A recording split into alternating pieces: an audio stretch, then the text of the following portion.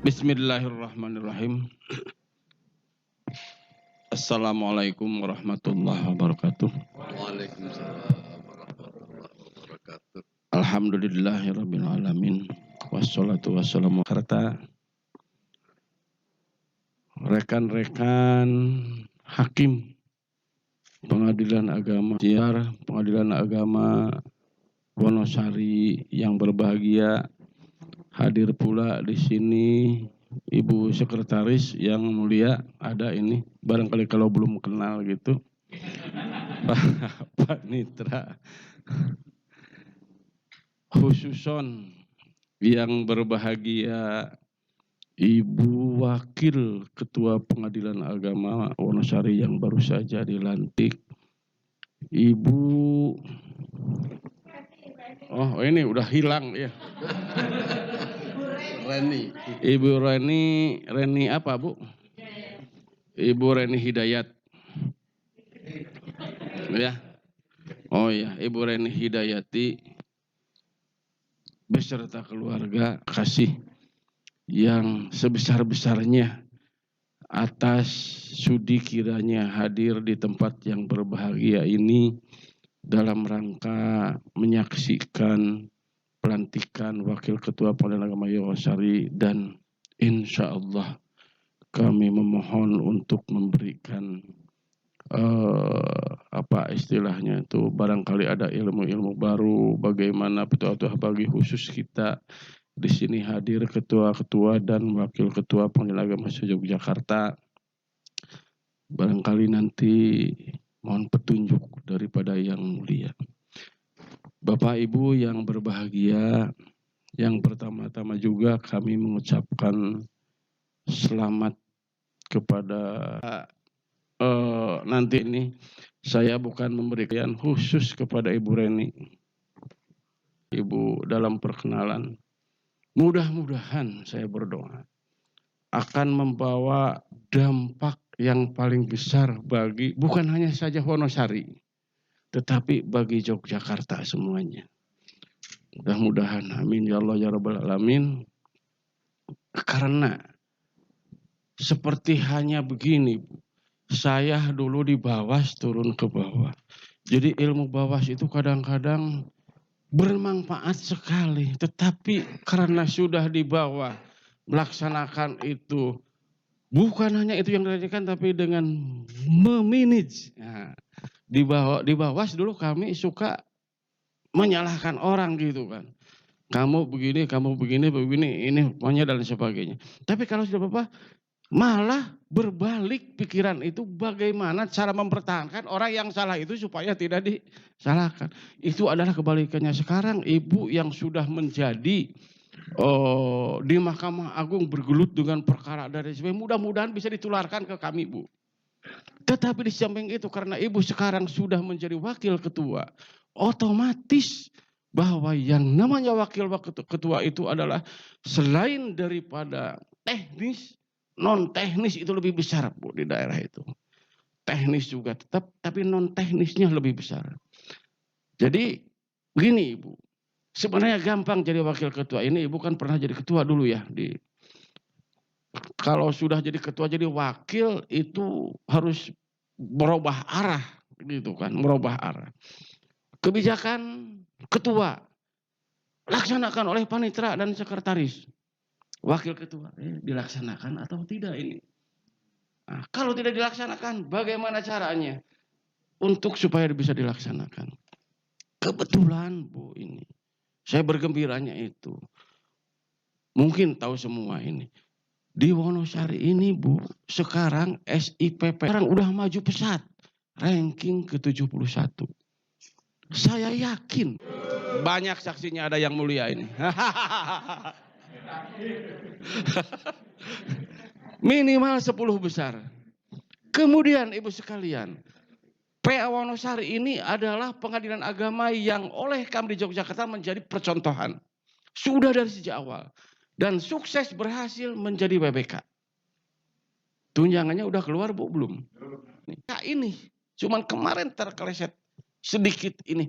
Saya juga tidak tahu. Berjuang sampai sore hari tidak berhasil kami. Jadi tugas sehari-hari. Terutama terus terang Yang Mulia di sini masih banyak proses perkara yang melebihi 5 bulan. Terus terang saya kemarin laporan. Khususnya yang secepat kilat untuk menyelesaikan perkara mampun kami akan diterima. Umpamanya 2 bulan, 3 bulan sebanyak. Belum mendapatkan Pak. Sampai saya sudah usul kepada Yang Mulia Ketua Pak Tuaka. Mohon, dan kemarin terakhir memberikan ceramah katanya pakai aja yang ada. Ini ngambilnya dari sistem acara perdata biasa Pak. Terima kasih, mohon maaf kami serahkan kepada Yang Mulia. Wassalamualaikum warahmatullahi wabarakatuh. Pak Holid, mohon maaf ya. Saya belum kalah.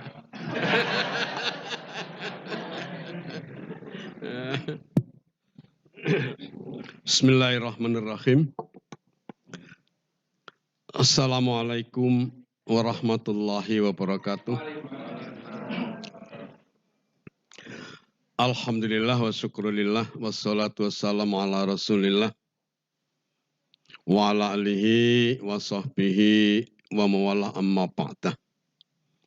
Yang saya hormati Bapak Ketua Pengadilan Tinggi Agagas Pak Ketua ini punya wakil seorang diri. Juga rekan-rekan para Ketua Pengadilan Agama se-Daerah Istimewa Yogyakarta yang saya cintai, saya hormati. Sebagaimanapun juga kalau saya ke Jogja itu sebenarnya hanya pulkam. Pulang kampung aja. Saya di Jogja dulu di Bantul, di Sleman, di PTA. Baru setelah itu ke Jakarta, kumpul sama Pak Ketua di sana. Setelah itu pisah lagi. Tidak pernah ketemu, baru kali ini ketemu. Pernah ketemu sekali di Palangkaraya itu. Kita berkunjung ke sana ketemu. Nah, sekarang ketemu terakhir di sini. Bapak Ibu para hakim dan rekan-rekan para pejabat struktural fungsional, juga khususnya di sini ada Pak Panitra PTA, ada Bu Sekretaris, ya, semuanya adalah tokoh-tokoh peradilan agama di daerah istimewa Yogyakarta.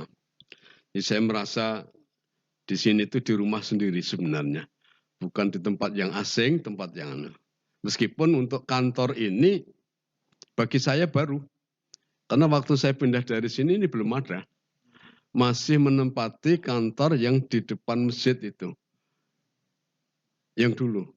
Saya meninggalkan DI itu 2006. Menarik kantor ini 2011. Nah, 2011 saya sudah berangkat ke Ambon.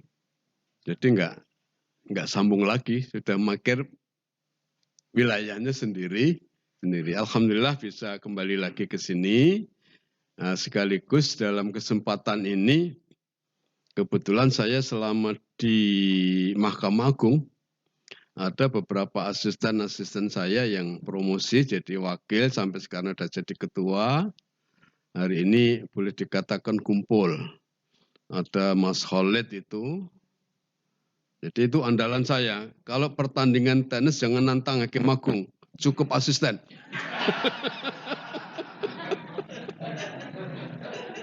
Jadi ya hebat. Nah, ini asisten pertama buat saya dulu. Sebelumnya belum ada yang berani jadi asisten saya. Nah, kemudian ada lagi Pak Fauzi yang sekarang karena ibunya kemarin sakit dan dipanggil Allah, sehingga sebenarnya semula sudah siap mau ikut hadir di sini, ngumpul reuni di Wonosari, tetapi karena satu dan lain hal akhirnya beliau tidak bisa. Tapi untung Mas Khalid masih bisa itu. Juga para yang lain, misalnya Bu Suhaimi yang sekarang hakim tinggi di Palangkaraya, kemarin juga berencana mau rame-rame ikut ke Wonosari, tetapi kesulitan teknis karena beliau juga banyak, mungkin lain waktu bisa ketemu lagi. Bapak dan Ibu serta rekan-rekan semuanya,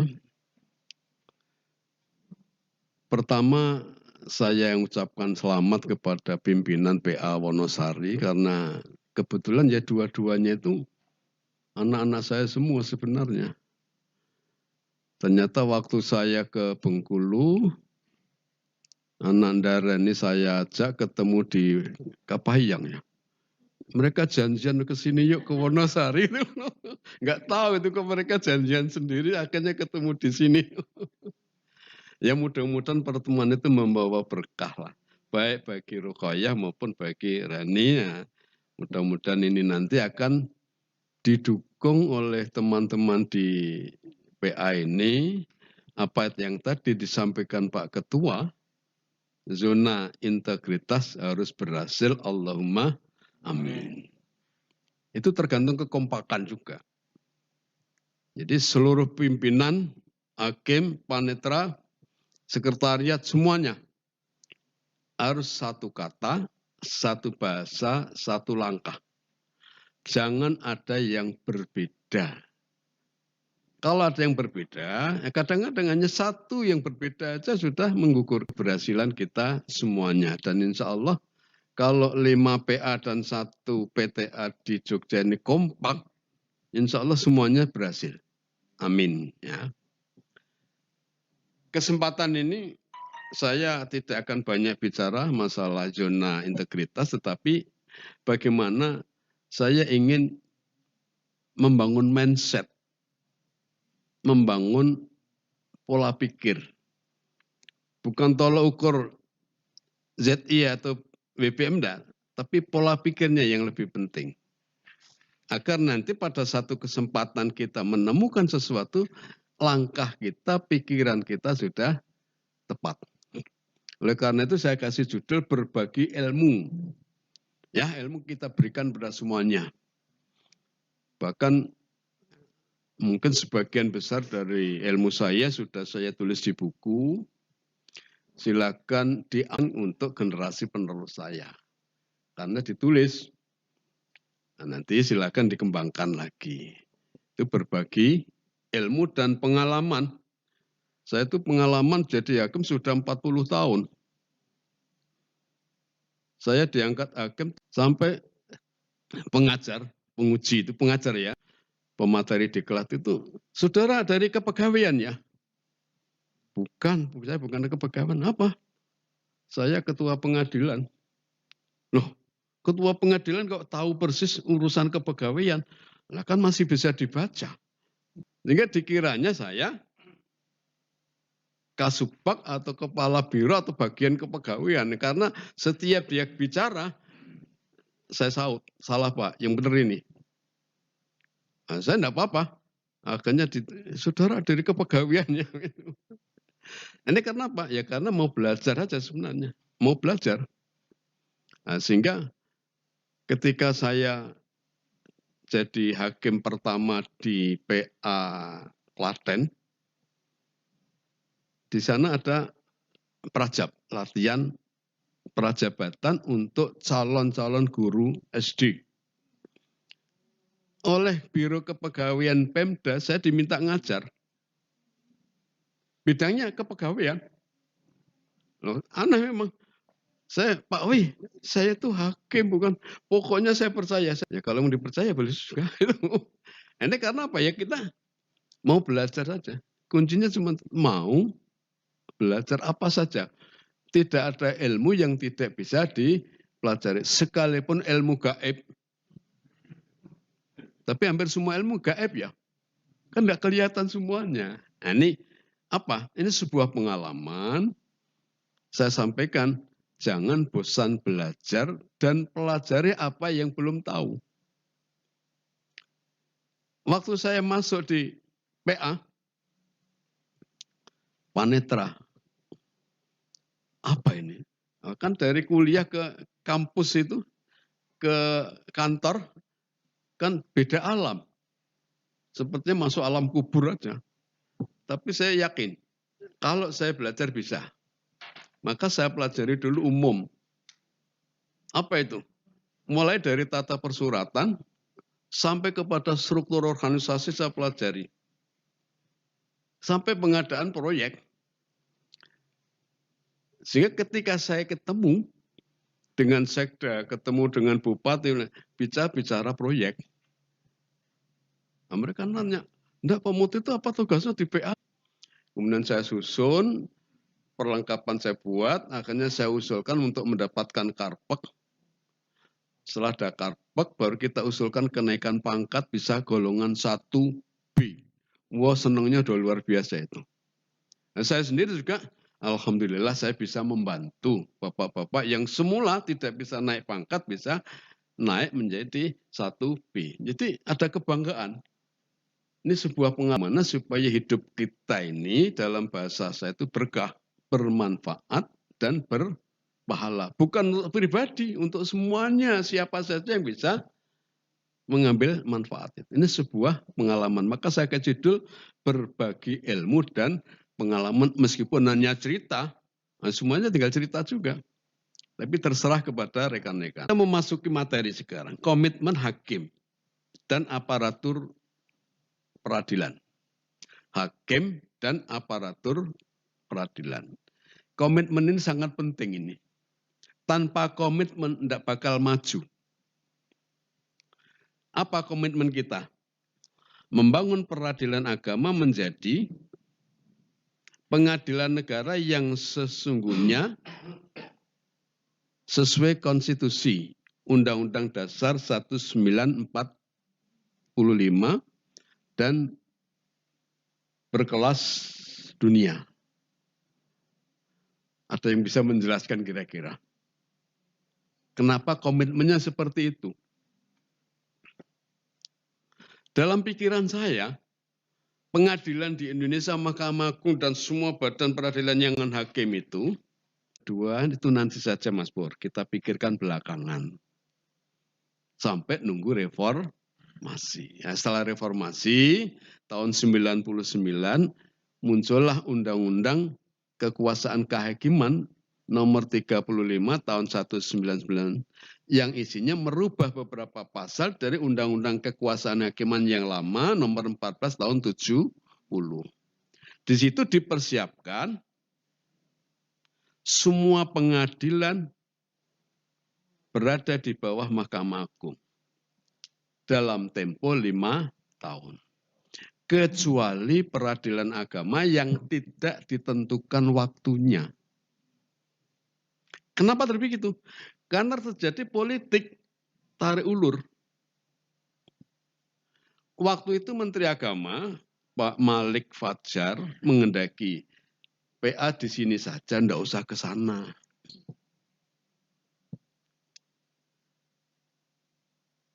Itu semua KPTA diundang ke Jakarta. Udah kalian di sini aja lah.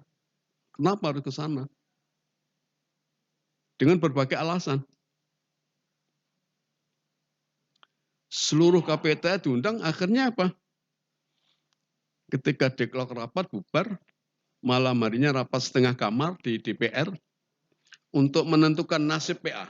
Diundanglah Menteri Agama.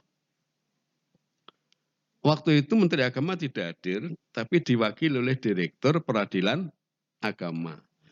Yang mulia Bapak Samsudin Irsyad. Nah, Pak Samsu itu juga cerita waktu itu. Dia sebagai direktur menyampaikan amanat menteri. Bacakan amanat tertulis itu. Apa yang diucapkan dengan apa yang di hati, memang beda. Hatinya kepengen pisah. Tapi ucapannya ucapan menteri nggak bisa-bisa.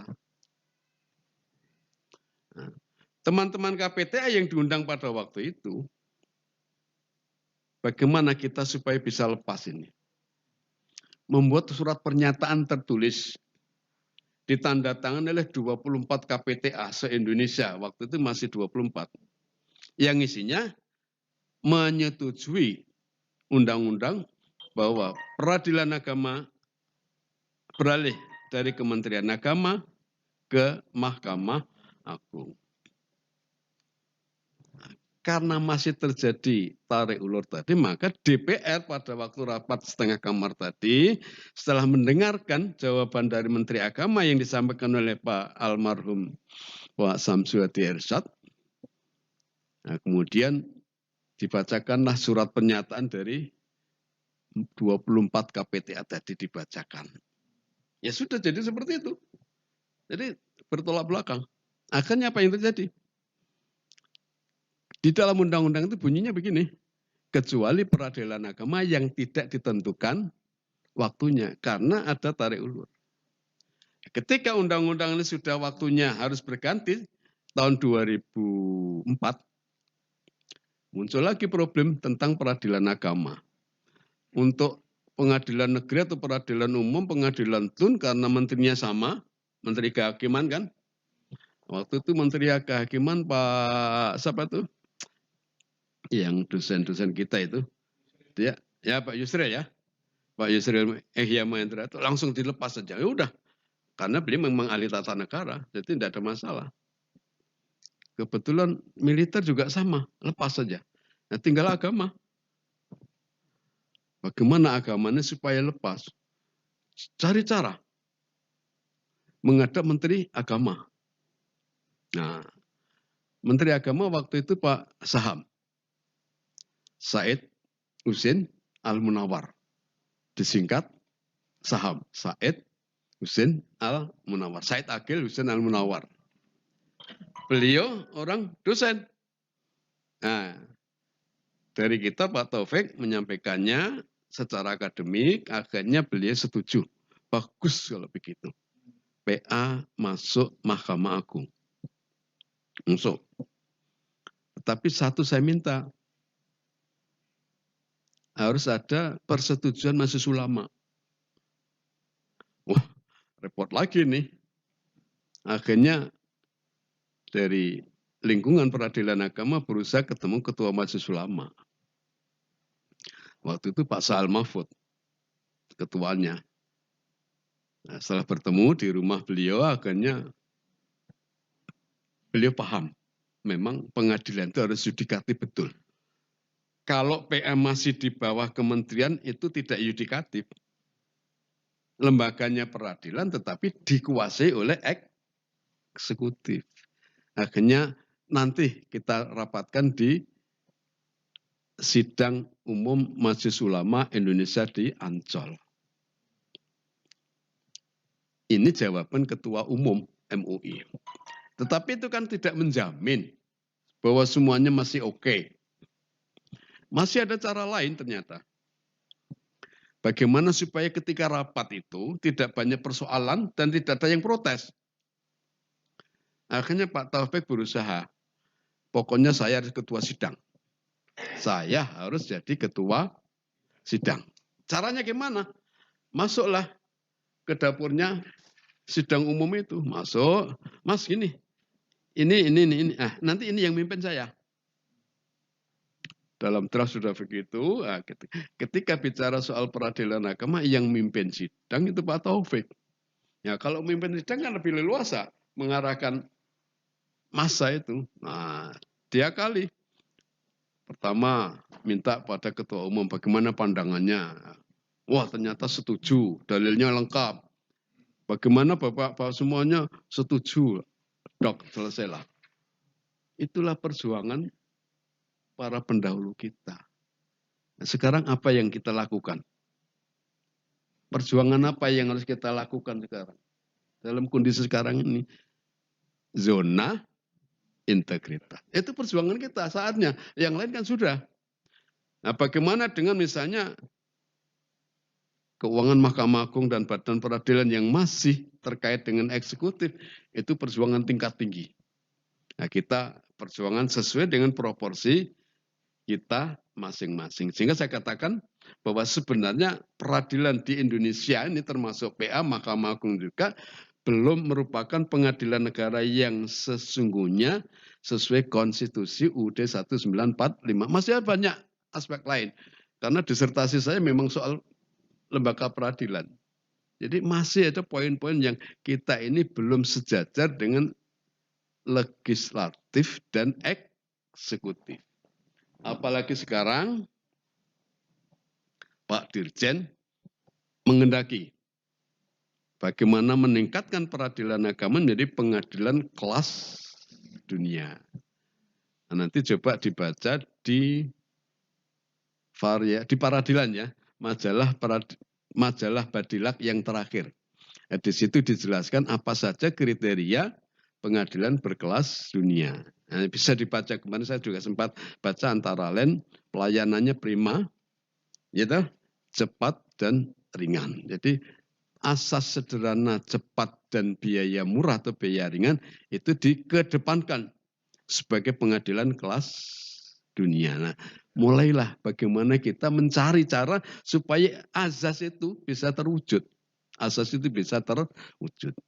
Ini pemikiran. Lakukan apa yang bisa dilakukan. Doakan apa yang belum bisa dilakukan. Gitu aja. Saya juga hanya berdoa bisanya. Tapi kalau yang bisa kita lakukan, mari kita lakukan agar supaya pengadilan agama atau peradilan agama ini menjadi pengadilan negara yang sesungguhnya sesuai konstitusi Undang-Undang Dasar 1445 dan berkelas internasional atau berkelas dunia. Ya, kalau udah kelas dunia kan lain nanti. Komitmen yang kedua, menjadikan peradilan agama ini peradilan syariah Islam yang seutuhnya, guna memenuhi perkembangan kebutuhan hukum masyarakat terhadap hukum Islam. Ingat, satu-satunya lembaga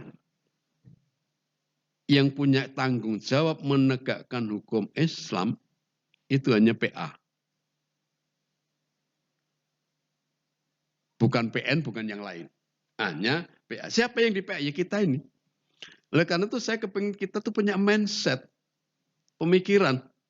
Bagaimana peradilan syariah Islam itu menjadi peradilan yang seutuhnya, kafah. Minimal, berapa poin itu? 9 atau 10 poin yang ada dalam undang-undang itu kita terjemahkan secara lebih luas.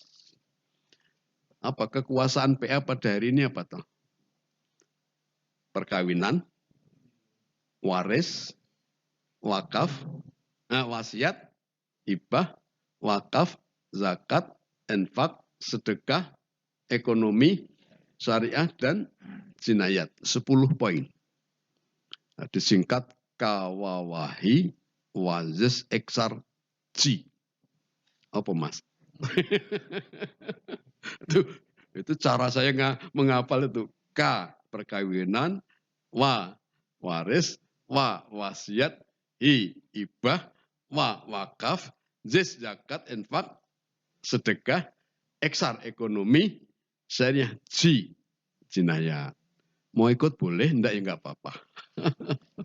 Itu supaya saya ngapalnya gampang itu aja.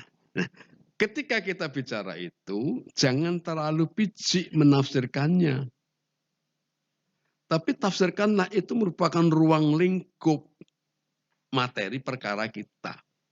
Sepanjang masih dalam ruang lingkup perkawinan, berarti kita berwenang meskipun tidak ditulis di dalam undang-undang perkawinan. Di sana kan antara lain. Ini berarti ada yang belum masuk. Satu contoh misalnya, saya masih di Bantul waktu itu. Ada orang menggugat mas kawin atau pemberian nikah yang tidak tertulis. Kalau yang tertulis di dalam buku nikah itu kan cuma seperangkat alat sholat dan kitab suci Al-Quran. Padahal alat sholat termasuk masjid ya sebenarnya. Tapi hanya ditafsirkan pakaian. Padahal di luar itu mungkin ada pemberian-pemberian yang macam-macam. Bahkan di daerah Makassar biasanya malah tanah. Tapi nggak tercatat di surat nikah. Hakim ketika menghadapi seperti itu bingung. Ini kita berwenang enggak? Nah, saya katakan itu namanya mas kawin. Mas kawin ada 2. 1 tertulis, 2 tidak tertulis. Jadi kewenangan PA untuk menyelesaikan mas kawin itu. Jadi kemarin di tingkat kasasi ada yang perkara dari wajud atau dari mana itu. Tanah yang pernah diberikan, putuskan. Serahkan pada istri. Di PA karena nggak tertulis ditolak. Tapi di tingkat kasasi kita kabulkan tanah, mobil yang pada waktu lamaran serah terima itu ada buktinya. Ini sudah diserahkan. Cuman karena bentuk tanah kan penyerahannya beda. Nah, akhirnya kita putuskan, serahkan itu. Mau sudah diberikan kok enggak mau maunya tarik lagi, maunya si laki-laki itu. Kenapa? Kalau ini ada mobil, ada rumah, ada tanah kan bisa mas kawinnya 2 loh. Jadi mas kawin lagi maksudnya begitu. Tadi mas kawin pertama sudah segini, mas kawin lagi. Ini pemikiran bagaimana kita berpikir peradilan Islam atau peradilan agama menjadi peradilan syariah Islam yang seutuhnya guna memenuhi perkembangan kebutuhan hukum masyarakat terhadap hukum Islam. Marilah kita membuka mindset kita. Jangan hanya cari teksnya. Selagi itu masih dalam ruang lingkup perkawinan, ruang lingkup warisan, wakaf, silakan berijtihad. Enggak usah takut, enggak usah malu. Insya Allah diridai Allah Subhanahu wa Ta'ala. Dulu pengangkatan anak itu PA enggak boleh. Pengangkatan anak. Tahun 95 saya menetapkan pengangkatan anak oleh orang Islam secara Islam. Waktu itu kasusnya ada sepasang suami istri yang melahirkan di PKU Muhammadiyah. Tetapi ketika anak itu lahir, ayahnya pergi tanpa permisi, hilang begitu saja. 3 hari kemudian ibunya juga lenyap. Pihak rumah sakit bingung, ini orang tuanya kemana? Nah, ketika masuk ini ada bidan yang mengantarkan. Percaya kepada bidan tadi bahwa mereka adalah suami istri. Dicek alamatnya, alamat itu ada. Tapi rumah orang. Yang punya rumah itu bukan dia, orang lain. Akhirnya bayi ini terlantar. Kebetulan ada perawat yang menaruh hati pada bayi itu. Bagaimana kalau ini saya bawa pulang saja? Biar saya yang merawat. Kebetulan perawat itu dulu putrinya Pak siapa ya? Ketua PA yang pertama di Wonosari. Saya masih ingat ini. Ini kan ketua Pak siapa namanya itu? Wonosari itu. Setelah usia 2 tahun, orang tua ini bingung. Status anak ini apa? Nah, akhirnya mereka berusaha membuat status sebagai anak angkat. Nah, kemana sekarang mau dianak angkatkan? Datang ke pengadilan agama, oke. Saya layani. Saya kepengen pengangkatan anak umat Islam seperti yang dilakukan oleh Rasulullah. Kita putus dok pengangkatan anak. Wah, beritanya kemana-mana, viral sampai PTA lah. PTA datang, pengawasnya, saya dimarahi. Saya juga kaget loh. Saya itu melayani umat malah dimarahi. Ya, karena PTA berpendapat, PA tidak berwenang. Sementara saya berpendapat, itu wewenang saya. Makanya laporkan ke PTA, saya langsung ditelepon, suruh datang di PTA. Nah, ketika saya sedang di PTA, menghadap Pak Ketua, ya saya lapor, Pak, Bapak memanggil saya. Ya, saya panggil saudara. Nah, boleh enggak kalau saya mau bertanya dulu? Apa itu? Ya kalau diizinkan, saya mohon penjelasan. Bapak memanggil saya mau kasih instruksi atau ngajak diskusi. Maksudnya, kalau Bapak mau kasih instruksi, saya sudah bawa buku, bawa pulpen, akan saya catat. Apapun perintah KPTA akan saya jalankan. Cuman nanti di akhirat kalau saya ditanya Allah, Mukti, kenapa kamu begitu? Akan saya jawab, ya Allah ini perintah KPTA. Jadi kalau tanya KPTA bukan tanya saya. Ini instruksi akan dijalankan. Ya enggak begitulah, takut juga dia. Kita diskusi saja. Kalau diskusi, terima kasih lah Pak. Berarti saya bisa minta penjelasan, minta pencerahan dan bisa menyampaikan pendapat. Itu saudara kok berani-beraninya memutus pengangkatan anak, dasarnya apa? Saya sampaikan secara teori, Pak, pengangkatan anak itu ada dalam hukum Islam, termasuk bidang perkawinan. Memang dalam undang-undang tidak ditulis pengangkatan anak, tetapi di sana kan hukum keluarga, hukum perkawinan, sehingga saya berani memutuskan pengangkatan anak sesuai dengan hukum Islam, sebab saya punya tanggung jawab di hadapan Allah untuk menegakkan hukum Islam. Tapi dasarnya apa? Tidak ada undang-undangnya. Nah, kalau Bapak tanya dasarnya apa, ya itu tadi jawabannya. Itu kan kewenangannya pengadilan negeri, bukan kewenangan kita. Oh ya, kalau gitu benar Pak. Mohon izin, kalau boleh saya belajar. Kalau memang pengangkatan anak itu kewenangan pengadilan negeri, itu diatur di mana Pak? Di undang-undang nomor berapa, pasal berapa? Beliau nggak bisa jawab, karena belum ada. Tapi biasanya di sana. Oh, kalau memang biasanya di sana Pak, berarti ini luar biasa. Karena tidak biasa. Dibawalah ke Rakernas. Apakah pengadilan agama dapat menetapkan pengangkatan anak bagi mereka yang beragama Islam? Jawabannya dapat. Wah, setelah pulang kumpulkan semuanya, ternyata Pak Mukti benar. Nah,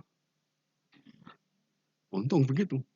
Akhirnya masuklah di Undang Nomor 3 tahun 2006. Nah, memang saya juga mikir kenapa kita tuh berpikirnya terlalu biji. Saya selalu berpedoman pada ini. Bagaimana menjadikan peradilan agama sebagai peradilan syariah yang seutuhnya guna memenuhi perkembangan kebutuhan hukum masyarakat terhadap hukum Islam. Ini komitmen. Bapak Ibu Hakim mau komitmen seperti ini silahkan. Saya yakin Allah meridhoi. Mungkin orang lain berbeda pikiran, ya memang kadang-kadang seperti itu. Tidak masalah buat saya. Keberanian kita akan ditentukan. Apakah benar kita nanti yakin bahwa Allah meridhai. Karena kalau bukan kita, siapa lagi yang menegakkan hukum Islam di Indonesia? Oke lah, ini komitmen harus kita miliki bersama-sama. Kalau nanti dibatalkan oleh PTA, oleh Mahkamah Agung, tidak usah khawatir. Saya dulu juga begitu. Saya putus dok, bagaimana kalau nanti banding dibatalkan oleh PTA? Yang membatalkan itu yang bertanggung jawab atas putusannya, bukan saya. Benar ya? Yang bertanggung jawab ya PTA. Mempertanggungjawabkan putusannya, bukan saya. Saya mempertanggungjawabkan putusan saya. Sehingga enak. Belum tentu dibatalkan itu salah, belum tentu. Ta'ala. Tanggung jawab PA sebagai peradilan syariah Islam. Ini penekanan lebih lanjut. Memberikan pelayanan hukum dan keadilan berdasarkan syariah Islam seutuhnya. Bagi mereka yang beragama Islam dan atau yang menundukkan diri pada hukum Islam. Menundukkan diri. Mungkin pernah dengar nih ya. Ada beberapa jenis menundukkan diri itu. Ada penundukan diri memang karena sistem hukumnya. Kalau pewaris itu muslim, ini menjadi kewenangan PA. Meskipun ahli warisnya ada yang non-muslim, tapi kewenangan PA. Karena setiap pewaris muslim, hukum warisnya berlaku hukum Islam. Tidak peduli ahli warisnya agamanya apa. Pancasila boleh. Tahun 84, saya berdebat dengan Pak Ketua. Masalah waris. Di Klaten. Pak, itu kewenangan kita, Pak. Pak Ketua tidak bisa. Dia bukan orang Islam, tidak boleh ke sini. Nah, kita kan bukan mengadili dia. Kita kan mengadili pewaris yang beragama Islam. Kalau pewaris beragama Islam, warisannya diatur berdasarkan hukum Islam. Satu-satunya pengadilan yang bertanggung jawab menegakkan hukum Islam cuma kita. Yang lain tidak bisa. Kalau kita tidak mau nanti Allah tanya, Kenapa kau tidak tegakkan hukum Islam? Apa jawaban kita? Tapi waktu itu Pak Ketua, udah kalau gitu Pak Muti ya yang menyelesaikan. Siap, gampang ya. Tidak marah juga nih, sudah selesaikan. Karena kebetulan ada non-muslim mengajukan gugatan waris. Boleh diterima? Tidak boleh kalau saya. Dia ahli waris. Soal dia mendapat atau tidak kan soal lain. Ini soal kewenangan. Akhirnya saya terima, kabulkan. Kenapa? Dia punya hak juga mendapatkan bagian dari warisan dalam bentuk wasiat wajib. Waktu tahun itu belum ada istilah wasiat wajib, tapi saya berani. Tahun 80-an.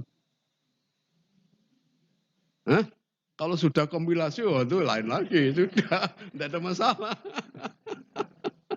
Jadi komitmen ini harus kita jalankan kalau saya begitu. Nah, ini saya wariskan pada teman-teman, silakan. Berani enggak? Kalau enggak berani ya apa alasannya? Nanti kalau Allah tanya gimana? Siapkan jawabannya. Kalau misalnya nanti ditanya Allah, kenapa aku begini?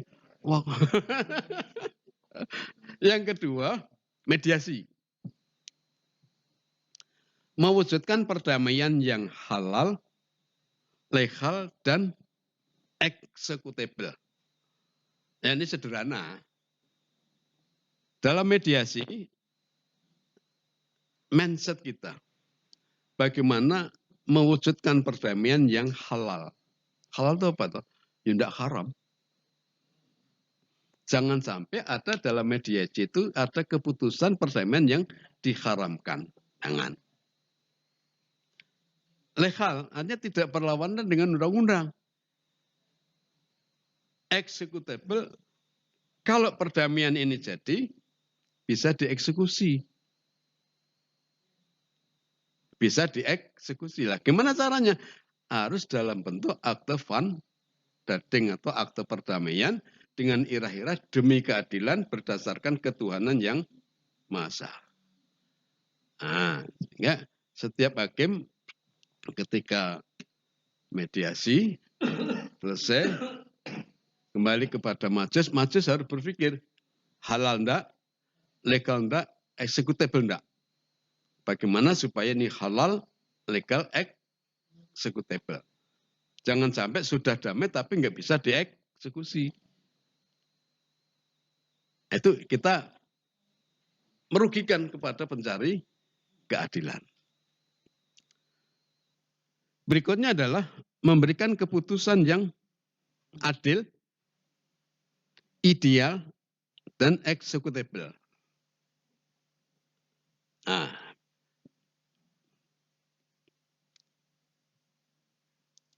ada gangguan teknis, saya minum dulu.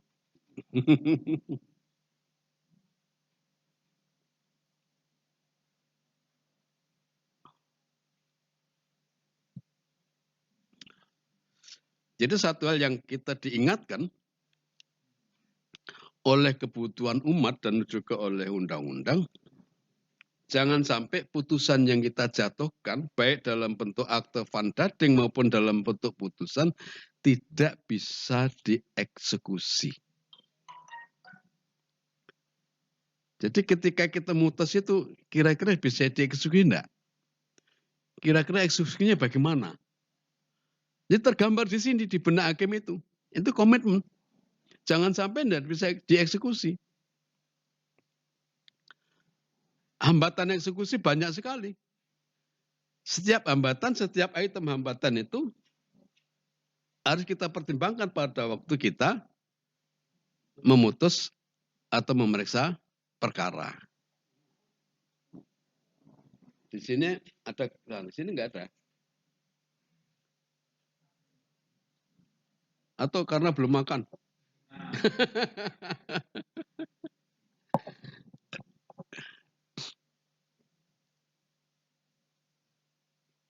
Apa? Kesulitannya apa itu? Itu namanya non-executable di situ.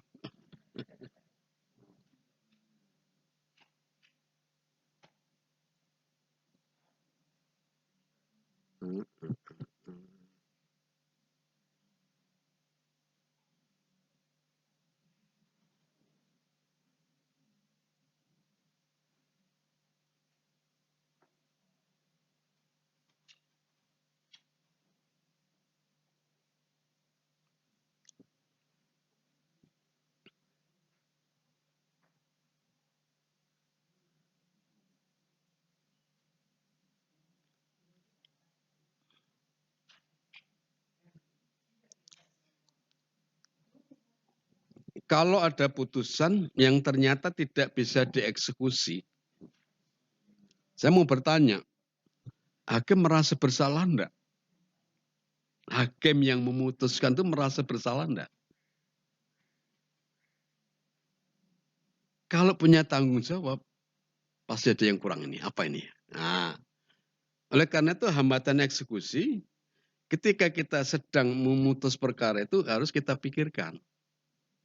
Ingat pasal 58 ayat 2 Undang-Undang Peradilan Agama, Yunto pasal 2 ayat 4 dan pasal 4 ayat 2 Undang-Undang Kekuasaan Kehakiman. Di sana dikatakan, pengadilan membantu pencari keadilan dan berusaha sekeras-kerasnya. Jadi ingat harus keras. Kalau tidak keras tidak berhasil. Gagal nanti. Mengatasi segala hambatan dan rintangan untuk tercapainya peradilan sederhana, cepat, dan biaya ringan. Di dalam Undang-Undang Kekuasaan Kehakiman yang dimaksud peradilan cepat dan sebagainya, baik dalam pemeriksaan perkara maupun dalam pelaksanaan putusan. Jadi petunjuk tertulis sudah ada. Nah, sekarang hambatan eksekusi. Apa saja? Pertama, hambatan yuridis. Ada putusan hakim yang secara yuridis tidak bisa dieksekusi. Misalnya, tidak ada irah-irah demi keadilan. Itu jelas hakimnya yang salah. Atau yang kedua, tidak ada amar kondem. Kondem loh ya, jangan lainnya. Kondemnator, amar menghukum. Kalau kurang itu tidak bisa. Oleh karena itu menurut saya, kalau di dalam petitum tidak ada, tambah. Supaya bisa dieksekusi. Yang ketiga harus ada amar. Bagaimana untuk memudahkan eksekusi. Dilelang, naturah, itu tambahan. Kalau di petitum tidak ada, berdasarkan pasal 58 ayat 2, hakim bisa menambah. Kita membantu pencari keadilan. Mengatasi segala hambatan dan rintangan termasuk hambatan eksekusi karena faktor yuridis tadi. Jadi kalau misalnya lagi, apakah ini sudah cukup? Wah ini nanti karena eksekusinya tidak bisa dengan eksekusi paksa. Karena ada eksekusi real, eksekusi paksa. Kalau menyerahkan anak bisa dipaksa enggak? Menyerahkan anak. Hakim ketika memeriksa sengketa haldonah. Ketika itu anak dikuasai ayah. Tapi hakim berpikir anak ini lebih terjamin kalau ikut ibunya. Demi kepentingan terbaik anak dengan berbagai pertimbangan. Nah, kalau sudah begitu kan harus ada amar. Menetapkan haldonahnya ikut ibu. Menghukum suami untuk menyerahkan anak kepada ibunya. Bagaimana kalau bandel atau ndablek? Bahasa Wonosari apa tuh? Ndablek tuh bandel. Maka kita bisa terapkan dwangsom. Alat penekan. Kalau dia tidak melaksanakan amar ini, kenakan sanksi dwangsom, uang paksa. Karena tidak bisa dipakai dengan polisi, kerja itu anak, tangkap itu. Dia itu manusia, bukan barang. Nah, saya berpikir kasih dwangsom. Nah, untuk bisa kasih dwangsom, lihat dulu dia pekerjaannya apa. Oh, pekerjaannya direktur Pertamina. Akan beda dengan pengecer minyak tanah. Sama-sama Pertamina. Nah, itu dipertimbangkan. Jadi, memutuskan dwangsom sebagai prisur, sebagai alat penekan, itu boleh enggak? Kalau kita kembali ke pasal 58, boleh saja. Tapi ini kan merugikan, siapa yang rugi? Enggak ada yang rugi. Pihak tergugat yang rugi itu kenapa? Ya karena salah dia sendiri. Kenapa nggak diserahkan anaknya? Coba kalau diserahkan, Tuang Som nggak jalan. Itu hanya presur. Tapi kalau memang dia ndablek betul ya, Tuang Somnya jalankan dulu sampai dia menyerahkan. Ini salah satu cara bagaimana supaya putusan hakim itu executable. Nah, lebih lengkap lagi, silakan dibaca nanti di buku saya. Apa judulnya, Mas? Urgensi Tuang Som dalam eksekusi khadonah. Ketika saya bicara itu dengan Pak Ketua Mahkamah Agung, Pak Atta Ali, ini bagus ini. Hakim itu harus begini. Coba carikan cara lagi Pak Muti. Apa tuh Pak? Bagaimana menyetop anak-anak yang dibawa ke luar negeri itu? Bisa enggak itu kira-kira kita carikan jalan hukumnya? Sampai dikasih tugas begitu. Jadi apa yang saya tulis di buku saya itu, Pak Atta Ali SMS sangat mendukung sekali. Artinya apa? Secara teori dan secara yuridis tidak salah. Benar begitu. Nah, maka saya bukukan menjadi judul Urgensi Tuang Som dalam eksekusi khadonah. Boleh dibahas masalah ini tanpa menyisakan masalah, tetapi juga tidak menambah masalah. Tolak ukurnya, pihak yang berhak berhasil dengan mudah memperoleh apa yang menjadi haknya. Itu kan bahasa lain dari peradilan yang sederhana, cepat, dan biaya ringan. Nah, supaya lebih konkret lagi saya bahasakan seperti itu. Memulihkan kembali persengketaan yang terjadi antara para pihak sehingga terwujud kedamaian dan kerukunan. Gimana? Memulihkan kembali persengketaan. Jadi sengketaan itu jadi hilang. Pulih itu sehat, pulih kembali. Oh begitu? Oh sengketa lagi? Oh gitu, ya. Makasih. Jadi supaya orang itu tidak bersengketa lagi. Kenapa begitu? Tidak ada perkara tanpa sengketa. Ada enggak? Orang berperkara itu karena sengketa. Nah, tugas kita bukan sekedar memutus perkara, tetapi menyelesaikan sengketa. Silakan apa? Ya kalau ada salah, mohon maaf. Mungkin pikiran saya dengan tulisan jadi beda. Jadi pulih itu hanya ya orang sehat kembali. Nah, itu loh. Sehingga terwujud kedamaian dan kerukunan. Silakan nanti dicoba. Saya 20 tahun jadi hakim tingkat pertama. Yang banding cuma 5. Sampai kasasi. 5 itu saja permisi dengan saya. Padahal saya sudah silakan banding, tapi permisi karena apa? Saya nggak enak dengan Bapak. Karena apa? Dia sudah menerima putusan saya itu meskipun dikalahkan.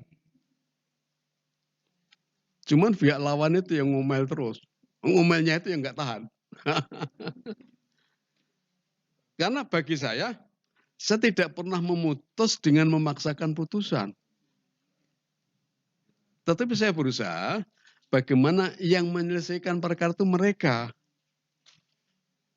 Harta bersama misalnya.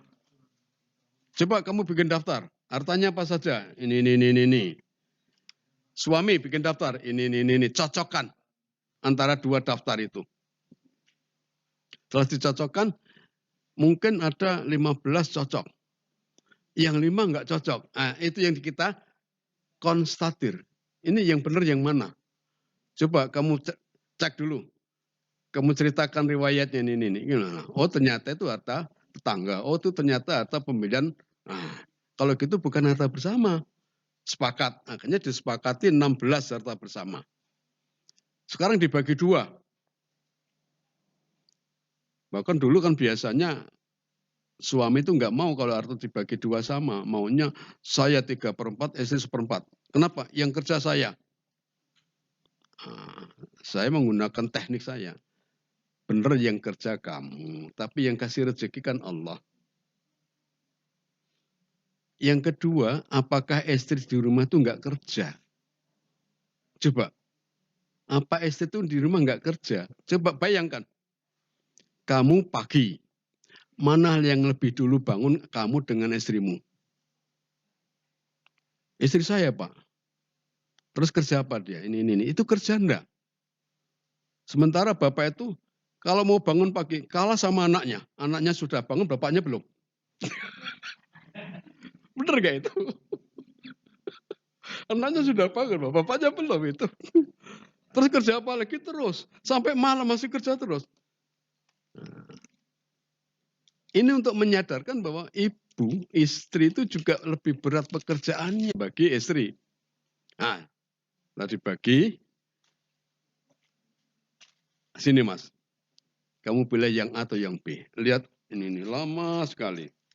Ya kalau lama itu berarti adil. Karena yang namanya timbangan, untuk bisa berhenti, itu kalau timbangan itu berat sebelah cepat. Kan gitu. Tapi kalau imbang, kan lama itu. Nah itu hakim harus sabar. Ini sedang melihat timbangan. Memang ini adil berarti. Nah, sehingga sekian lama jadi hakim itu, tidak ada yang banding saya. Ini pengalaman loh ya. Bukan ngajari, pengalaman. Mereka tadi kan berbagi ilmu dan pengalaman. Saya enggak pernah.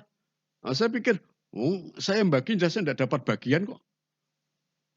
Mereka yang dapat, biar mereka yang bagi.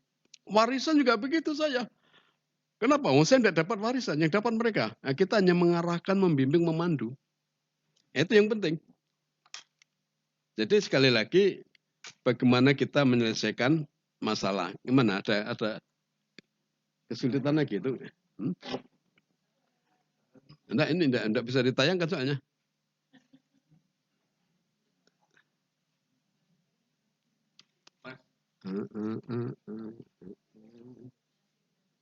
Ya, mungkin udah capek dia.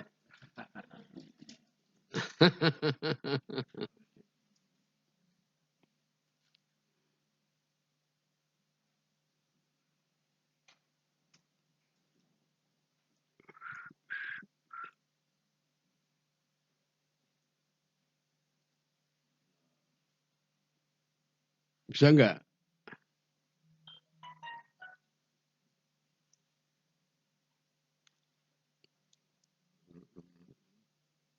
Kita berbagi tugas ya. Yang ceramah-ceramah, yang makan-makan. Enggak apa-apa itu. Oh gitu. Oh.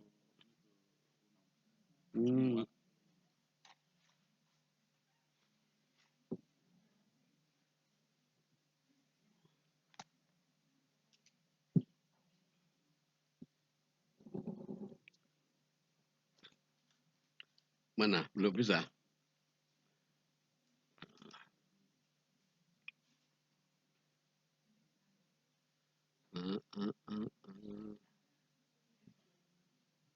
Berikutnya, mendamaikan para pihak yang bersengketa.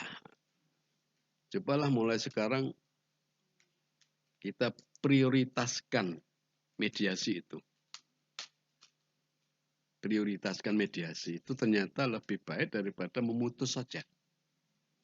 Maksimalkan mediasi. Carilah trik-trik agar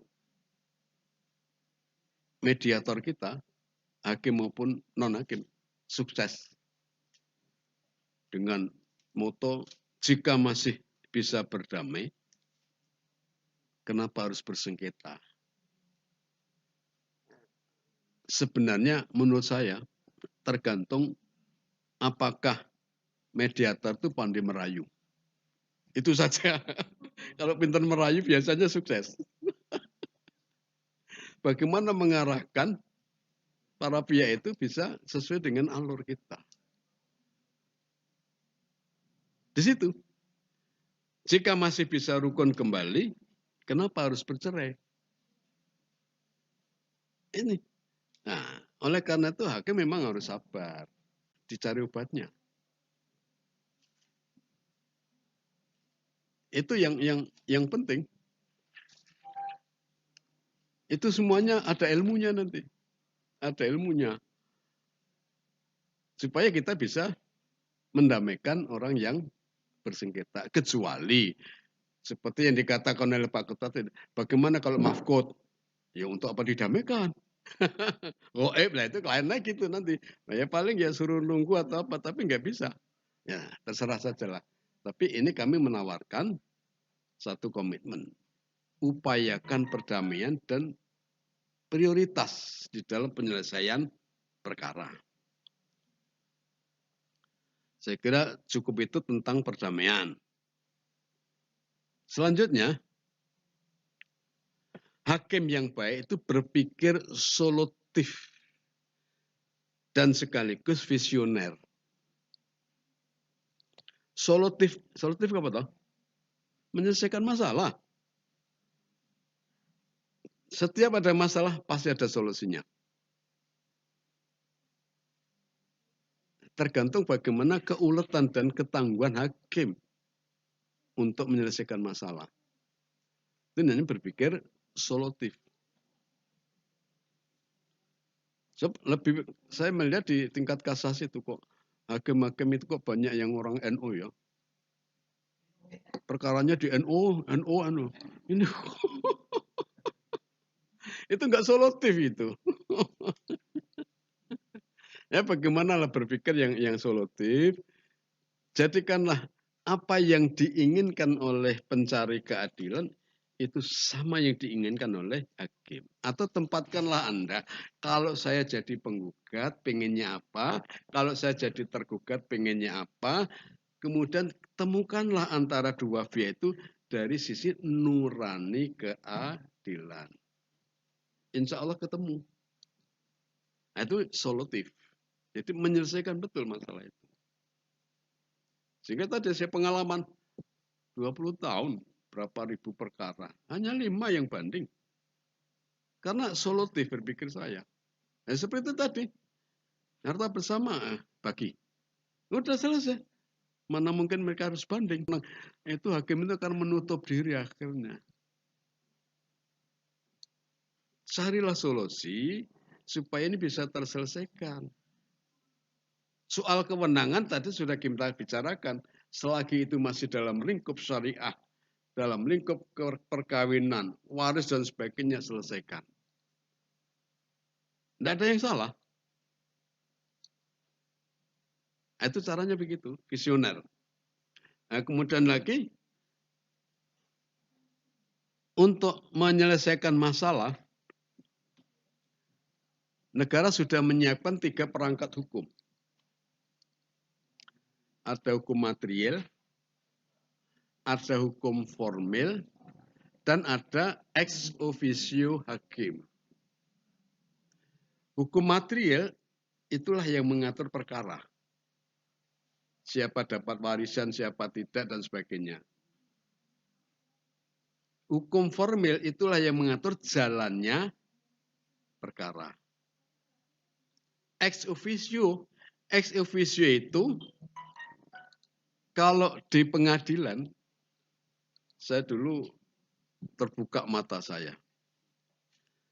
Ketika Mahkamah Agung membuat galeri Mahkamah Agung itu. Saya mencoba ke sana. Di sana itu ada lambang Mahkamah Agung atau lambang pengadilan. Di tengah itu ada cakra. Cakra itu berputar. Saya mikir, apa fungsi cakra itu? Dalam penjelasannya bahwa cakra ini merupakan senjata cakra pamungkas untuk menyelesaikan masalah. Beda dengan cakra hakim. Kalau cakra hakim kan begini dan diem dia.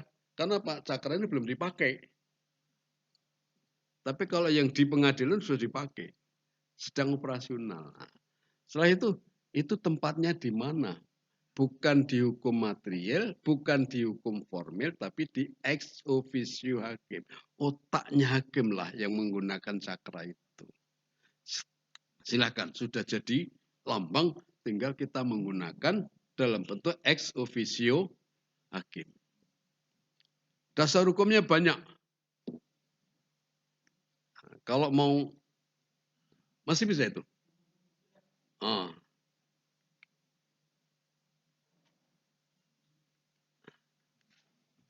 Mendamaikan tadi sudah ya.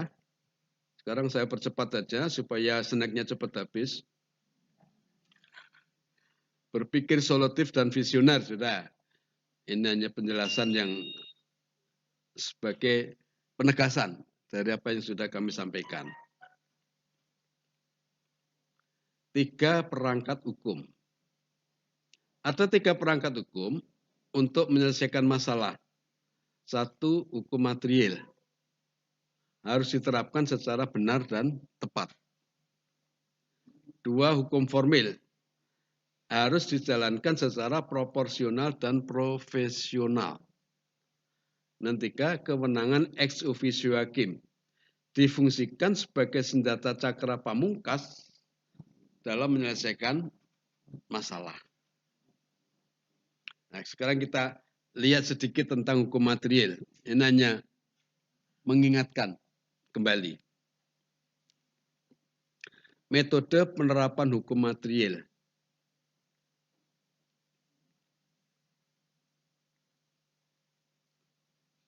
Hukum wad'i sifatnya memaksa, tuangan reh, diterapkan secara imperatif demi melindungi nilai-nilai ketuhanan, kebenaran dan kepastian hukum, dan kepastian hubungan hukum keperdataan. Misalnya sah tidaknya nikah, itu imperatif. Kalau memang rukunnya kurang, ya kurang, nggak sah. Sifatnya imperatif. Tapi kalau hukum taklifi yang mengatur hak dan keperdataan, yang bersifat mengatur hubungan hak dan kewajiban keperdataan, dikategorikan sebagai anfulen reh, maka penerapannya secara fakultatif. Sesuai ilat hukum demi terwujudnya keadilan dan kedamaian. Jadi pilih cara penerapannya harus jelas. Kalau hukum wad'i, kepastian hukum imperatif. Sah tidaknya perkawinan itu tidak ada tawar-menawar. Tetapi kalau hak dan kewajiban suami istri, itu bisa dinego. Dan ada ilatnya. Orang yang bersalah tidak berhak mengambil keuntungan dari kesalahannya itu. Ya, kalau memang istri itu nakal, nuntut nafkah, ya kamu salah, tidak bisa nuntut nafkah. Misalnya. Jadi kan jelas ada ilat hukumnya. Jadi tidak selamanya nafkah itu wajib. Karena dia bersalah. Nggak wajib misalnya. Hukum tahyiri, nah itu pilihan. Misalnya orang melamar adiknya. Tapi dinikahkan dengan kakaknya.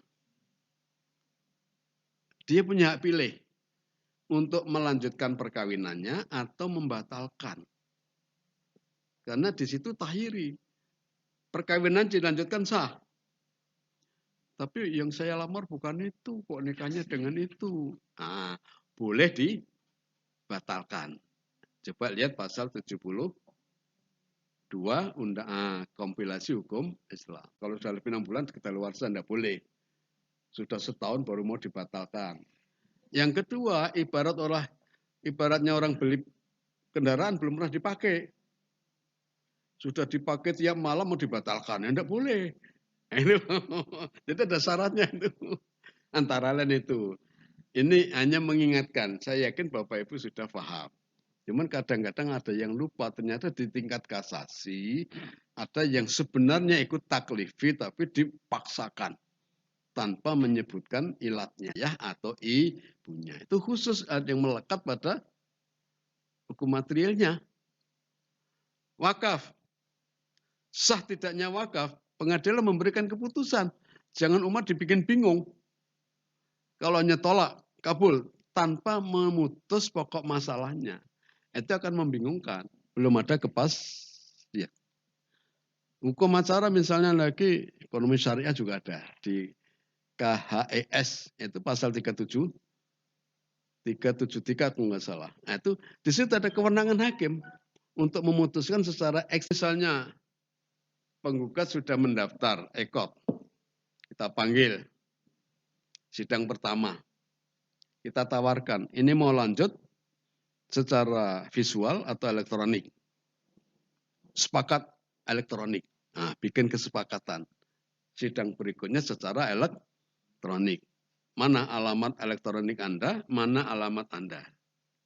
Dah. Setelah itu berlaku hukum acara elektronik yang menjadi tolak ukurnya. Maka ada hukum acara elektronik. Meskipun ada perbedaan, tapi nggak banyak. Tapi itu menjadi ukuran nanti. Nah, terakhir, hukum acara jinayat. Jadi nanti kalau misalnya ada yang pindah ke Aceh ya, Mas Khalid siap-siap mengadili perkara jinayat. Jadi ternyata ada 8 hukum acara di lingkungan peradilan agama. Kan tidak pernah berpikir kita ke sana. Itu semuanya harus diterapkan secara proporsional. Ini pakai hukum acara apa? Yang mana? Untuk kasus per kasus. Nah, dan profesional, ahli betul hakimnya. Insya Allah betul-betul akan menghasilkan keadilan. Peradilan yang ideal menerapkan pelayanan peradilan prima, modern, humanis, praktis, dan berkeadilan. Itu yang berkelas dunia tadi isinya itu sebenarnya. Pelayanan prima, pokoknya yang terbaik, itu prima. Kalau dulu ada meja 1, meja 2, meja 3, sekarang pelayanan 1, meja 1 pintu. Oke, gampang tuh. Pokoknya carilah yang terbaik. Kemudian modern. Nah, kita sudah semuanya elektronik. Silakan, galakkan peradilan elektronik atau e-litigasi. Humanis. Bagaimana cara mengadili dan melayani manusia secara humanis. Ukurannya gampang. Kalau kamu jadi penggugat pengennya apa? Oh pengennya ini berikan. Udah, gampang kok. Kalau mau jadi tergugat pengennya ini dilayani, ditunjukkan, tidak hanya disalah-salahkan, tapi tunjukkan mestinya begini. Nah, itu namanya pelayanan humanis. Jangan kemudian disinggung, wah kamu salah. Nah, pokoknya yang orang nggak suka jangan dikasih. Kasihlah yang orang itu suka. Gampang itu, namanya humanis itu begitu. Ukurannya adalah kita sendiri. Kalau saya jadi penggugat, apa yang saya inginkan itu? Oh ternyata pelayanannya bagus. Ya itu yang kita inginkan. Kasihkan yang terbaik.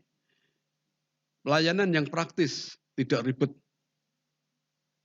Nah, yang praktis-praktis saja. Kemudian berkeadilan. Jangan sampai kita memberikan pelayanan tidak seimbang antara para pihak itu. Nah itulah yang kita harapkan. Melengkapi administrasi. Oh ya, dibagikan aja supaya ada dokumennya. Dan surat-surat perkara di meja 1 atau pada pelayanan.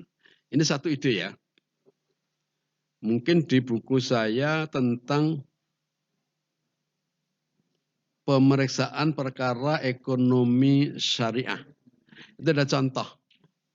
Ketika orang mendaftar gugatan sederhana, surat yang harus ada apa saja. Nah di meja 1 itu tinggal lihat cocok enggak. Oh ada yang kurang ini. Oh ada yang kurang ini. Itu untuk memudahkan proses peradilan. Bagaimana kalau misalnya di Wonosari, untuk cerai talak dengan alasan ini, surat yang harus ada apa? Surat nikah, KTP apa? Bikin daftar, lengkapi dulu sebelum didaftar. Supaya apa nanti? Jangan sampai sudah didaftar, bertele-tele gara-gara administrasi. Ini salah satu cara untuk mengatasi jangan sampai nanti dalam laporan perkara itu, ini perkara sudah 1 tahun belum selesai, hanya gara-gara administrasi. Bisa tidak dimulai misalnya, melengkapi administrasi surat-surat perkara. Misalnya izin kawin, siapa yang meminta izin kawin ini? Ada enggak? Nah, apa surat yang harus ada? Lengkapi dulu. Oh ini Bu, lengkapi surat-surat ini kalau perlu di meja 1 atau di pelayanan itu sudah ada angka apa namanya draft. Jadi sudah ada catatan di situ. Oh, ya Pak izin kawin buka. Oh, yang harus ada ini. Kalau perlu di copy silakan lengkapi dulu. Kalau administrasi sudah lengkap baru didaftar. Ini untuk mengurangi proses berikutnya supaya tidak berdele-dele hanya gara-gara administrasi. Ini salah satu trik kita. Nah, bagaimana kalau ternyata itu mafkut? Mafkut tidak cukup 2 bulan, 3 bulan.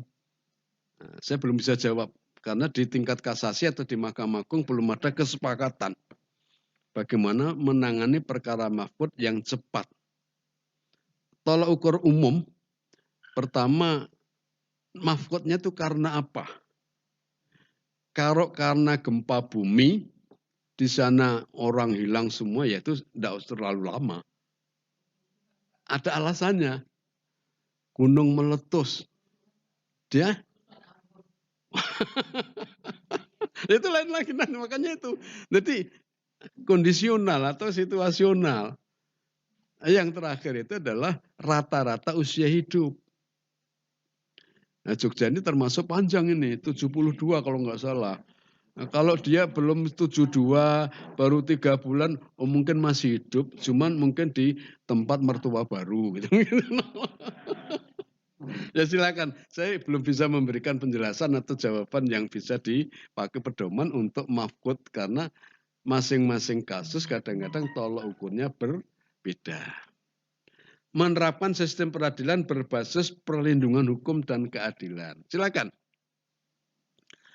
Orang datang ke pengadilan itu banyak yang tidak paham hukum acara, tidak paham administrasi. Hakim itu jangan menguji orang. Kadang-kadang hakim itu oleh karena gugatan tidak lengkap di NU. Kenapa ketika daftar dibiarkan saja kalau tahu tidak lengkap? Bikin kecewa dong. Kalau Anda jadi pencari keadilan dibegitukan gimana? Alhamdulillah ditolak, ternyata kurang lengkap. Apa begitu? Atau awas. Jadi kita sendiri yang harus gitu. Silakan hakim bermain mana yang ideal. Ini kalau enggak ada enggak ideal nih. Nah, supaya nanti akhirnya bisa executable. Target setiap tahap proses beracara. Ketika kita melakukan dading, upaya damai targetnya adalah terwujudnya perdamaian yang halal, legal, dan executable. Targetnya itu.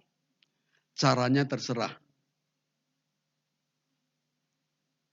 Ketika kita konstatiring, ditemukan fakta yang lengkap, logis, dan legal.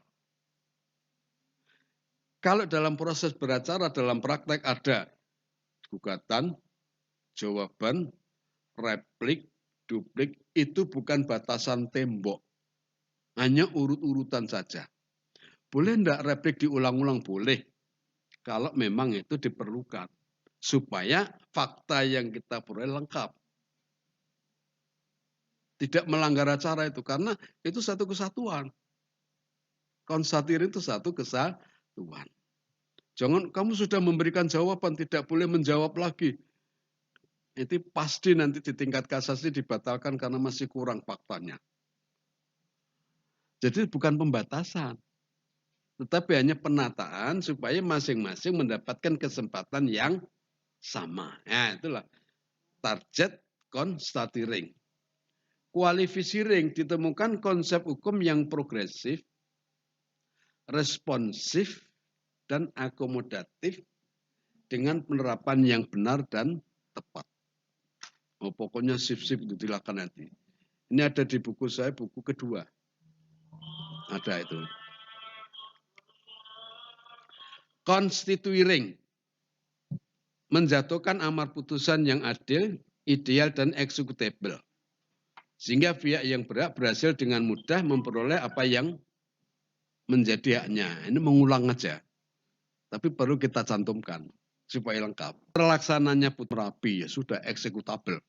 Gampang itu. Non-executable. eksekutif. Rinci, apa hambatannya?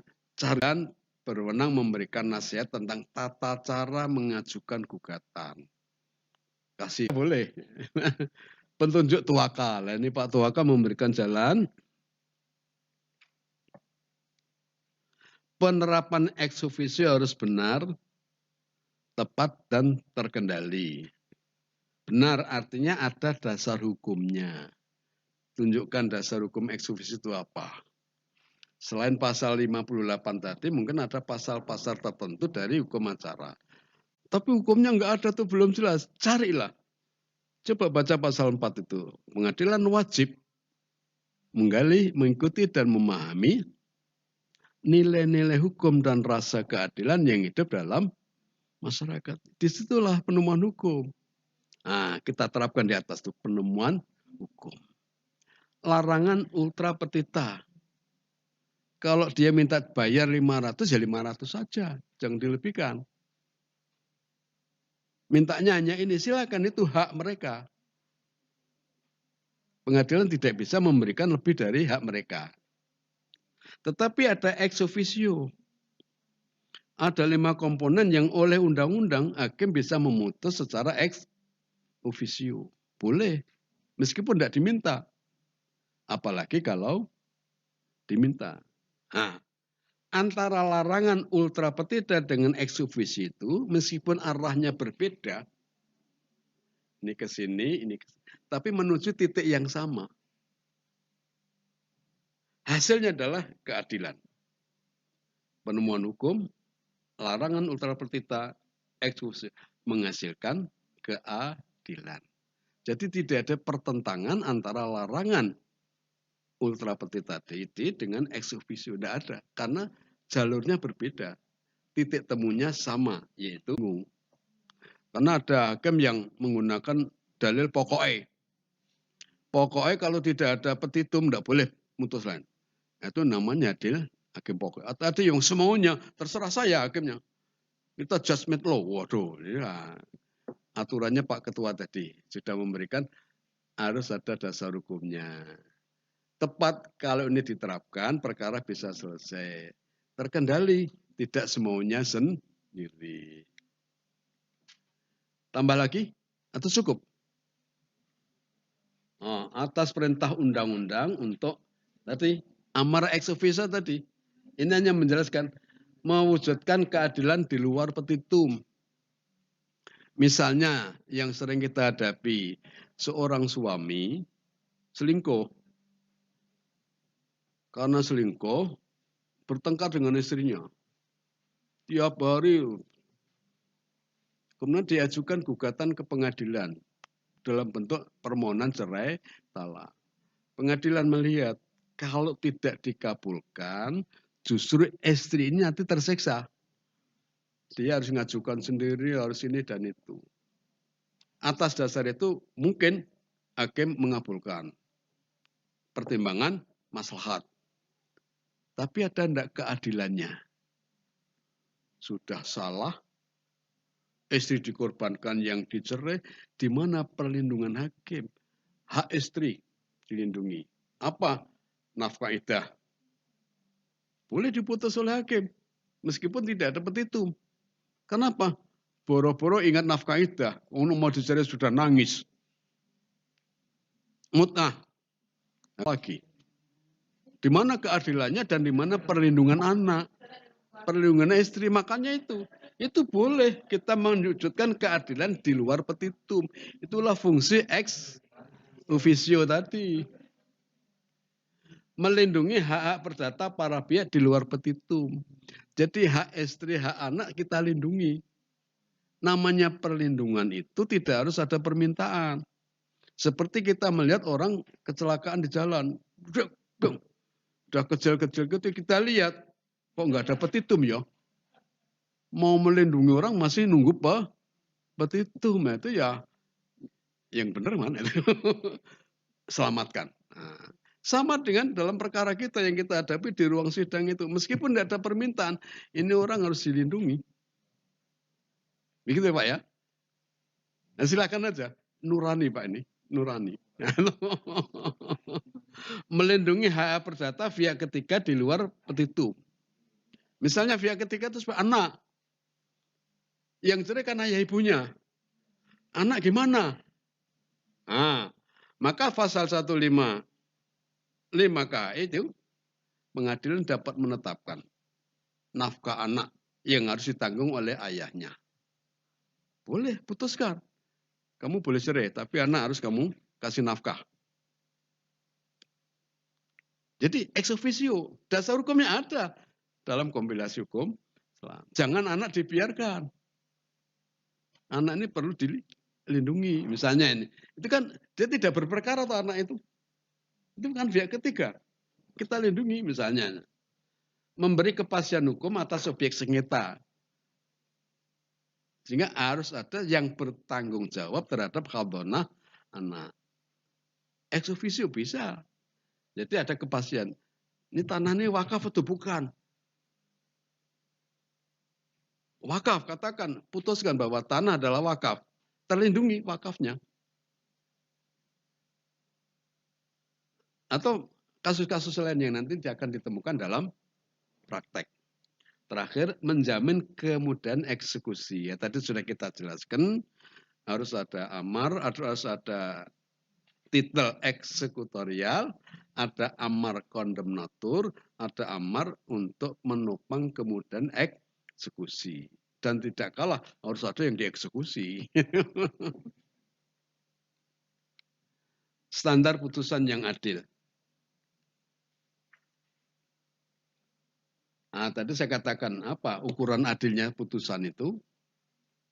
Pihak yang berhak memperoleh apa yang menurut nurani keadilan menjadi haknya. Benar nggak kira-kira? Pihak yang berhak memperoleh apa yang menurut nurani keadilan menjadi haknya. Kenapa saya pakai ukuran nurani? Kadang-kadang hukumnya nggak jelas. Hukum belum ada, tapi nurani sudah ada.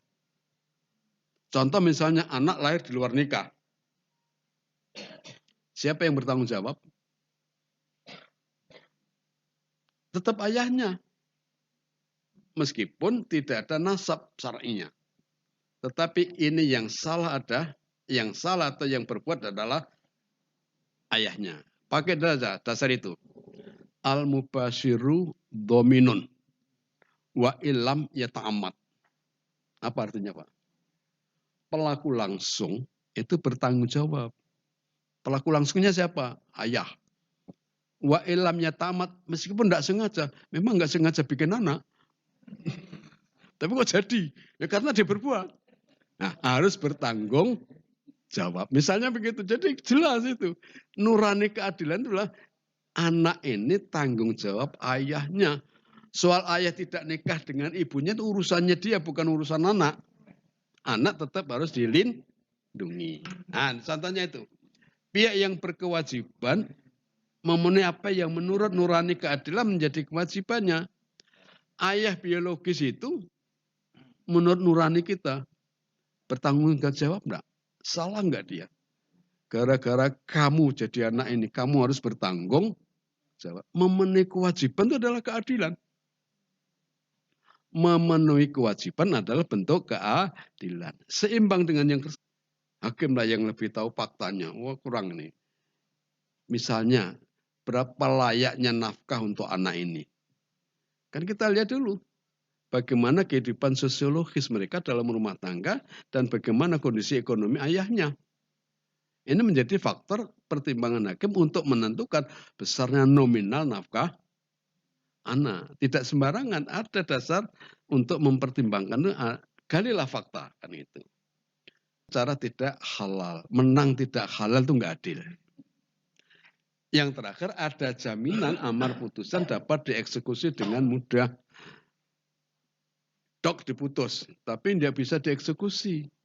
Nah, Umar mengatakan fa innahu la yanfa'u takallumun bihaqqin lana fadal. Tidak ada gunanya putusan itu.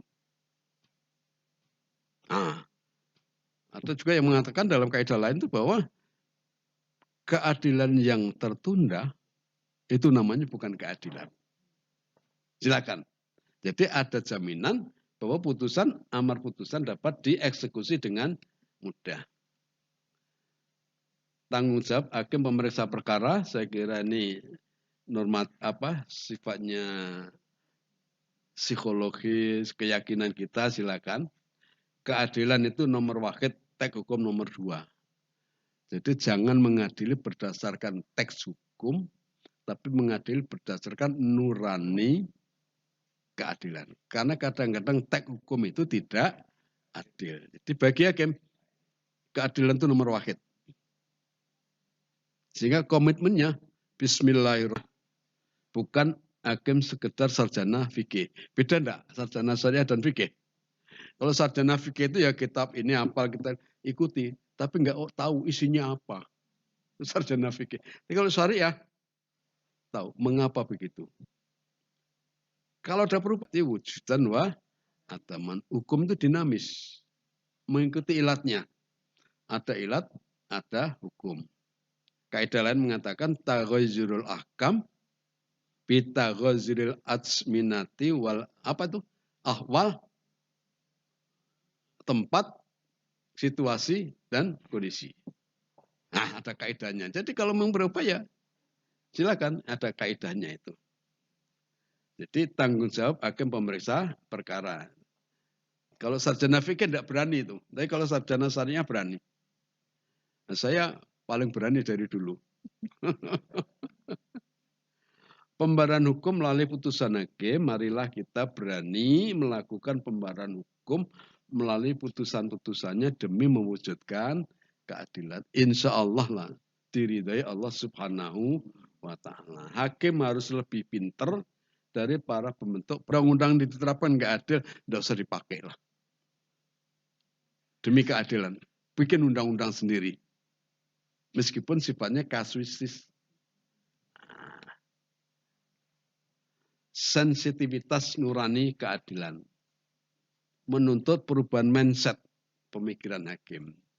Nah, coba cocokkan sekarang. Hakim harus berubah dari berpikir normatif ke normatif argumentatif. Ada argumennya. Bukan teksnya saja diikuti, ada argumennya. Harus beda, katakan beda. Bisa kontralegem. Gitu ya. Nah, dari berpikir keadilan general, keadilan secara umum, ke keadilan proporsional. Secara umum begini, tapi secara kasuistis belum tentu. Maka kasuistis lah yang dipakai. Berpikirlah untuk kasus per kasus. Berpikir yuridis formalitis ke pemikiran yuridis logis dan silogis. Serta humanis. KHI mengatakan, anak di bawah 12 tahun ikut ibunya. Itu normatif. Tapi kalau ibunya itu kurang ajar, apa tetap harus ikut ibunya? Nah, secara sosiologis tidak pas. Boleh diubah. Meskipun anak ini masih belum mumazis di bawah 12 tahun, tetapi ibunya tidak memenuhi syarat menjadi pemegang khazanah. Contoh begitu. Berpikir fikih statis ke pemikiran syariah dinamis. Wah, pokoknya boso is-is. Dari pemikiran hukum konservatif ke pemikiran hukum progresif. Nanti dibaca ya. Dari pemikiran beku ke pemikiran maju. Dari pemikiran jumud ke pemikiran mujaddid. Dari berpikir menguji pencari keadilan ke pemikiran melindungi pencari keadilan. Ada satu cerita. Dalam posita itu tidak disebutkan kapan nikahnya. Tiba-tiba minta cerai dan minta harta bersama. Tapi nggak diuraikan nikahnya dalam posita. Tetapi ada bukti surat nikah. Nah, kemudian oleh hakim tingkat pertama dikabulkan. Karena pihak tergugat sudah paham bahwa itu istri saya. Tapi tingkat banding dibatalkan. Karena apa? Surat gugatan tidak memenuhi syarat formal surat gugatan. Sampai di tingkat kasasi, ini hakim tinggi yang terlalu tinggi ini. Akhirnya kita batalkan, adil sendiri judul PA kita pakai. Karena hakimnya bersifat menguji seolah-olah ini pencari keadilan nggak lulus ini. Dia suka nguji fit and proper test mungkin. Nah, sementara kita melindungi pencari keadilan. Itu contohnya begitu. Dan sebagai pelaku pengemban amanat, pemberi perlindungan hukum dan keadilan. Cobalah kita rubah mindset kita ini. Terakhir, dari berpikir memberi jika ada permintaan ke pemikiran memberi apa yang dibutuhkan pencari keadilan agar berhasil memperoleh keadilan. Artinya petitum bukan satu-satunya cara memberi keadilan. Kalau memang diperlukan, seperti kita melihat orang yang sedang kecelakaan tadi, dia diem aja kok, tidak minta tolong kok ditolong. Itu melanggar ulta pertita nanti. Ini sebagai penutup saja nih.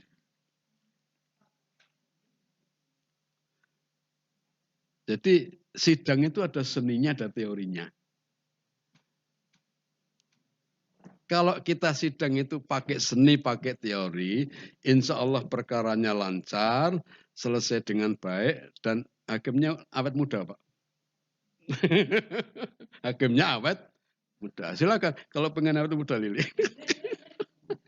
Jadi pakailah seni itu. Saya tulis di buku saya, teori dan seni persidangan. Oh, mau dipakai boleh itu. Jadi inilah beberapa komponen di dalam teori dan seni. Wah, ada fotonya ya ternyata. Berarti harus selesai nih.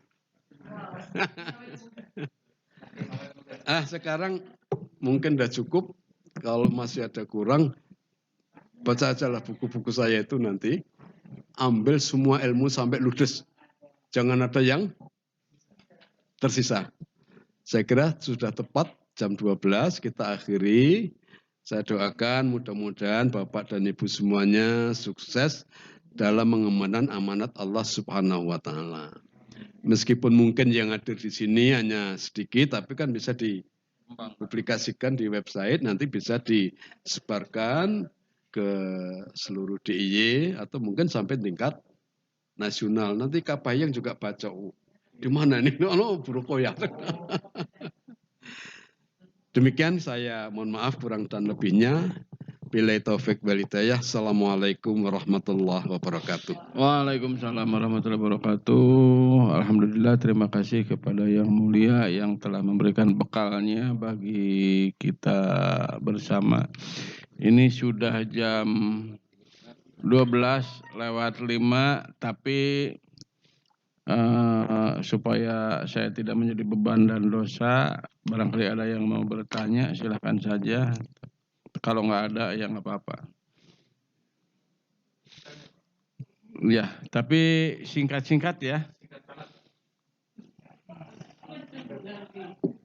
Monggo, silakan Pak Misbah.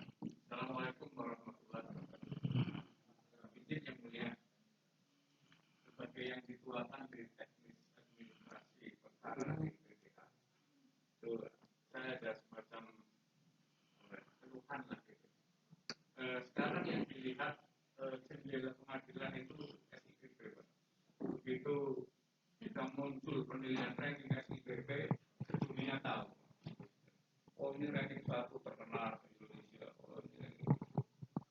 Jadi maksud saya begini, antara teknis yuridis administrasi perkara dengan teknis administrasi perkara ini bisa disinergiskan nggak Pak dalam mensupport? Kami dari administrasi perkara hanya senang itu seandainya SIPP itu rankingnya tinggi. Kemudian dari teknis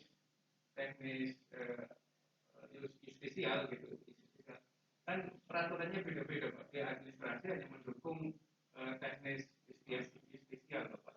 Kita hanya mendukung mensupport sebagai supporting unit. Nah, saya mohon Pak, kiat-kiat apa bisa antara sinergis teknis justisial dengan administrasi perkara sehingga berjalan bareng-bareng tanpa mengurangi rasa keadilan kepada masyarakat seperti yang sudah disampaikan. Terima kasih. Terima kasih. Mungkin satu-satu dulu aja. Atau ada 2 orang? Hah? Ada 2 orang? Oh, satu lagi boleh. Silakan, Dek. Mas. Terima kasih Pak. Alhamdulillah nama saya Muhammad Nurgani, Hakim Baru di sini Pak. Yang ingin saya tanyakan tadi tentang eksekusi tadi Bapak memberikan tentang langsung ya. Langsung. Permasalahannya bagaimana kalau yang bersangkutan tidak mau membayar langsung gitu kan? Bagaimana cara kita eksekusi itu pertama. Yang kedua tentang pembagian gaji Pak, pembagian gaji PNS. Skema nomor 2 tahun 2019 itu disebutkan bahwa amanah itu kan harusnya deklarator Pak ya, nggak boleh menghukum gitu kan. Karena pihak BKD atau lain itu kan dia termasuk pihak gitu kan.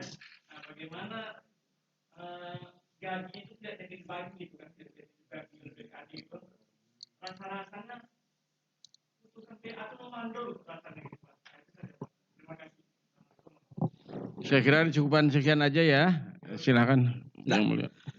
Terima kasih. Memang putusan PA itu banyak yang mandul. Karena apa?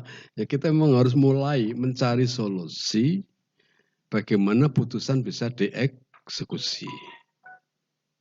Kalau contoh tadi, Duang Som. Karena penyerahan anak tidak bisa dipaksa dengan polisi misalnya. Kan tidak bisa toh.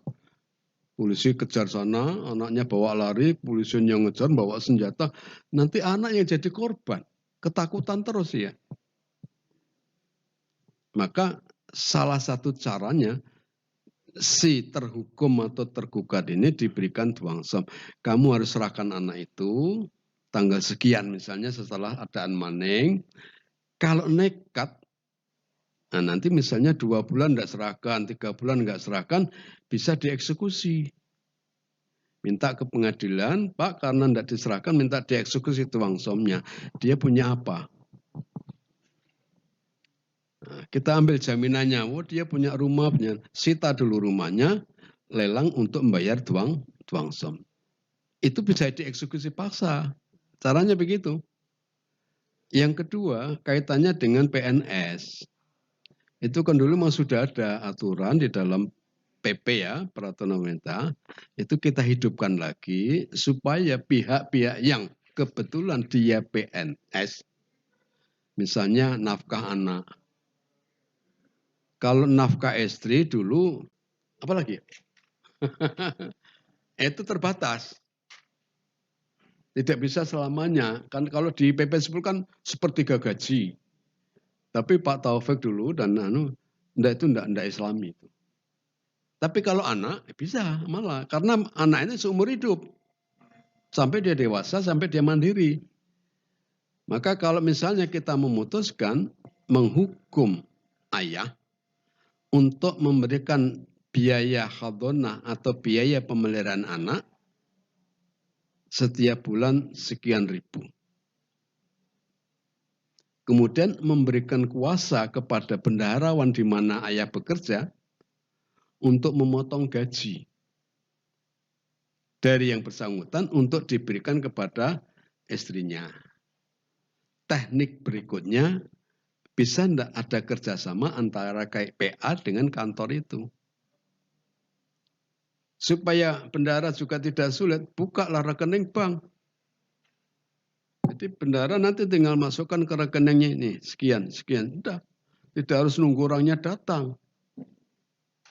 Termasuk kalau di PA, supaya kita tidak numpuk, minta dia kasih rekening bank, buku tabungan. Jadi kalau nanti suami sudah bayar, kita masukkan ke buku tabungan dia. Terus ini nggak ada sisa, semuanya beres. Diterima atau tidak, kalau sudah di buku tabungan insya Allah aman dan sudah diterima.